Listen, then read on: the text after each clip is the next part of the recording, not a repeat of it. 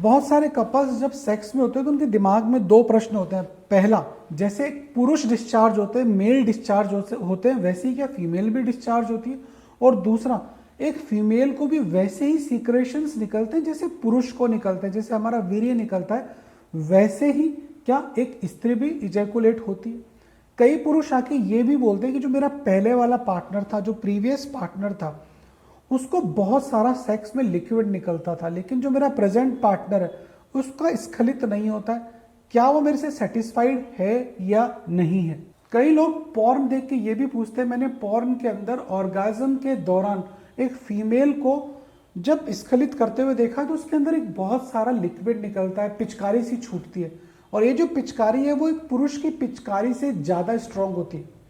तो दोस्तों, जिन महिलाओं में ऐसा लिक्विड निकलता है उसे स्क्वर्टिंग ऑर्गेजम बोलते हैं। बहुत सारे पुरुष चाहते हैं कि उनका जो पार्टनर है उसको स्क्वर्टिंग ऑर्गेजम आए, मतलब जब वो सेक्स करे तो उसका जो लिक्विड है वो भी उतना ही निकले जितना पुरुष का निकल रहा है। कई फीमेल्स भी ये चाहती है कि मेरा जब सीमन निकले, पुरुष का जब सीमन निकले उतना ही सीमन एक औरत का भी निकले। अब ये जो चीजें हैं ये क्यों डेवलप हो रही है? पहला तो रीजन ये है कि एक्सेस ऑफ पॉर्न, जब हम पॉर्न ज्यादा देखते हैं तो उसके अंदर हम देखते हैं कि स्क्वर्टिंग ऑर्गेजम आ रहा है, औरतें भी डिस्चार्ज हो रही है। दूसरा, इस तरह का लिटरेचर हम पढ़ते हैं और कई फीमेल्स अपने सेक्सुअल एक्सपीरियंस को जब अपनी दूसरी सहेलियों के साथ शेयर करती है तो भी ये बताती है कि जब मैं सेक्स करती हूँ तो मेरा बहुत सारा लिक्विड निकलता है। तो ऐसे ही हर एक कपल ये चाहता है कि उसका भी जो पार्टनर है उसको ऑर्गेजम आए, उसको भी पूरा लिक्विड निकल रहे। तो आज हम बात करने वाले हैं स्क्वर्टिंग ऑर्गेजम पे। तो आज हम बात करेंगे कि आप अपने पार्टनर को कैसे स्क्वर्टिंग ऑर्गेजम दे सकते हैं, कैसे उसका पानी निकाल सकते हैं। अब जो पुरुष होता है उसके अंदर जो ऑर्गेजम है, उसके अंदर जो स्खलन है वो बहुत ही सिंपल है, बहुत ही आसान है। उसने सेक्स किया और सेक्स के दौरान उसका वीर्य निकल गया, डिस्चार्ज हो गया, पिक्चर खत्म। बट जो फीमेल्स है उनका जो ऑर्गेजम है वो बड़े डिफरेंट प्रकार का होता है। बहुत सारी जो महिलाएं होती है वो सिर्फ क्लाइटोरियल ऑर्गेजम को ही महसूस कर पाती है। कुछ जो महिलाएं होती है वो सेक्स के दौरान डीप पेनिट्रेशन और डीप थ्रस्टिंग से ऑर्गेजम उनको आता है। मतलब आप जब तक अंदर डालोगे नहीं, अच्छी तरीके से शॉट्स नहीं मारोगे, तब तक उनको ऑर्गेजम नहीं आएगा। और कई महिलाओं में स्क्वर्टिंग ऑर्गेजम आता है। स्क्वर्टिंग ऑर्गेजम जब सेक्स के दौरान जी स्पॉट को स्टिमुलेट करते हैं तो आता है। जी स्पॉट के अंदर एक ग्रंथि होती है जिसको स्किनी ग्लैंड बोलते हैं। जो स्किनी ग्लैंड होती है एक लिक्विड निकालता है। ये जो लिक्विड होता है इसका जो कंसिस्टेंसी होता है या जो इसका कलर होता है वो बिल्कुल पेशाब जैसा होता है। तो कई लोग कंफ्यूज भी हो जाते हैं कि कहीं सेक्स के दौरान एक स्त्री ने पेशाब तो नहीं कर दिया। पर दोस्तों, ये जो लिक्विड है ये यूरिन बिल्कुल भी नहीं है और इसका जो स्मेल है वो भी पेशाब जैसा नहीं होता है। यदि आप भी सेक्स के दौरान ये चाहते हैं कि पार्टनर की पिचकारी निकले तो रेडी हो जाएं। आज मैं आपको कुछ एक्स्ट्रा ऑर्डिनरी टिप्स बताने वाला हूं जो आपकी सेक्सुअल लाइफ के अंदर बहुत जबरदस्त बदलाव करने वाली है। और यदि दोस्तों आज तक आपने मेरा ये चैनल सब्सक्राइब नहीं किया तो सबसे पहले आप इसको सब्सक्राइब करें, जिससे कि आप भी इस तरह के सेक्सुअल कंटेंट्स के मजे ले सकें। First thing, if you really want that your partner should be ejaculate then you should focus on foreplay. अक्सर लोग फोर प्ले को स्किप करते हैं। आपको सबसे पहले यह समझना होगा कि आपका जो पार्टनर है उसका कौन सा ऐसा ऑर्गन है जिसको छूते ही वो एक्साइटेड हो जाती है। It could be her breast, उसकी थाइज हो सकती है, लिप्स हो सकते हैं, ईयर लोब्स हो सकते हैं, नाभि हो सकती, कुछ भी। आपको सबसे पहले यह पता करना होगा कि उसका स्टिमुलेशन कौन से जगह पे टच करने से होता है। इसका कोई फिक्स फॉर्मूला नहीं है। हर फीमेल के लिए या हर स्त्री के लिए वो ऑर्गेज्मिक ऑर्गन अलग है, ऑर्गेज्मिक पॉइंट अलग।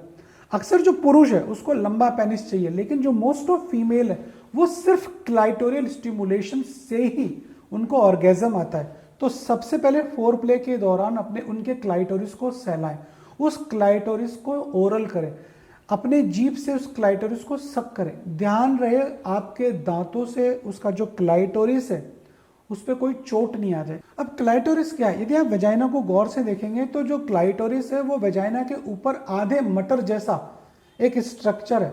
इसको बेसिकली फीमेल का पेनिस भी बोलते हैं। अब जैसे कोई हमारे लिंग को चूसता है या पुरुष के लिंग को चूसता है तो मजा आता है, वैसे यदि आप फीमेल के क्लाइटोरिस को चूसेंगे, सक करेंगे तो उसको भी बहुत सुख प्राप्त होगा। But again be gentle, be a gentleman. तो आप सबसे पहले स्टार्ट करें क्लाइटोरियल स्टिमुलेशन से। सेकंड एंड मोस्ट इंपॉर्टेंट वो है जी स्पॉट। ये योनि के अंदर करीब 1 से 2 इंच फिंगर डालने से महसूस किया जा सकता है। ये एक खुरदरा सा हल्का सा मांस होता है। यदि हम अपनी जीभ के ऊपर हाथ लगाएं तो जैसे हमारी जीभ दरदरी है, वैसे ही यदि आप वजाइना के अंदर उंगली को डालेंगे तो जी स्पॉट को महसूस कर पाएंगे। ये एक दरदरा सा मांस का टुकड़ा है। तो जी स्पॉट को फिंगर से टच करें और वहां अपनी फिंगर से गोल गोल राउंड उस जगह को बार बार टच करें। ऐसे वजाइना के अंदर जी स्पॉट को महसूस करने के बाद उस जगह पे बार बार इस तरीके से राउंड्स बनाएं। जब आप इस तरह के राउंड्स बनाएंगे तो आपका जो पार्टनर है उसको प्लीजेंट फील होगा। इस प्रक्रिया को बार बार करते रहें। साथ ही बीच बीच में अंगूठे से क्लाइटोरिस को भी स्टिमुलेट करते रहे। मतलब जो आपका अंगूठा है वो क्लाइटोरिस पे स्टिमुलेट हो रहा है और जो वजाइना जो दूसरी उंगली है ये जी स्पॉट को स्टिमुलेट कर रही है। यदि यहां पर कोई ड्राइनेस आ जाए तो लुब्रिकेशन अपने साथ रखें। कई बार फीमेल को इस दौरान ऑर्गेजम भी आ जाता है, but you can continue even after orgasm. और जब तक आप करते रहे जब तक कि वो आपको रोके नहीं। इस प्रोसेस को जब आप रेगुलर करते हैं तो पार्टनर का इजैकुलेशन होने लगता है। क्योंकि ये एक लंबी प्रक्रिया है तो पार्टनर को यूरिन की इच्छा भी हो सकती है। तो फोर प्ले से पहले अपने पार्टनर को इंश्योर करें कि एक बार वो यूरिन करके जरूर आ जाए। जरूरी नहीं है कि आपका पार्टनर इजैकुलेट करे, बट आप एक दूसरे की बॉडी को एक्सप्लोर कर रहे हैं, आप सेक्स को भोग रहे हैं, नई नई चीजें ट्राई कर रहे हैं, ये भी कम बात नहीं है। So keep try to ejaculate her, try to make feel her special. जब आप इस प्रोसेस को रेगुलर करेंगे तो उसको स्क्वर्टिंग ऑर्गेजम आने लगेगा और उसको भी इजैकुलेशन उतना ही गहरा होने लगेगा, उतना ही ज्यादा होने लगेगा जितना आपको होता है। तो दोस्तों ये है स्क्वर्टिंग ऑर्गेजम। यदि स्क्वर्टिंग ऑर्गेजम से रिलेटेड कोई भी क्वेश्चंस आपके दिमाग में आ रहे हैं तो कमेंट बॉक्स में लिख के जरूर डालें। मैं आपके उन क्वेश्चंस का आंसर जरूर करूंगा।